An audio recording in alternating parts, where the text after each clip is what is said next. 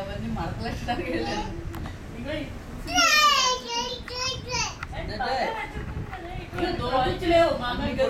అన్ని గదులకి వచ్చి వెతుకుతుంది. నువ్వు లేనప్పుడు కూడా ఏం చేస్తుంటావు? ఒక్కొక్క గదే వెతుకుతుంది.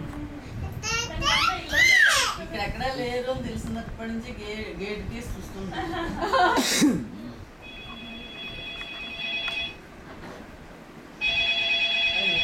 ఇది చెప్పుడేంటి? లేదు అది దీంట్లో రే దీని మీద గట్టు మీద చూస్తుంది. ఫోన్ వస్తుంది. హలో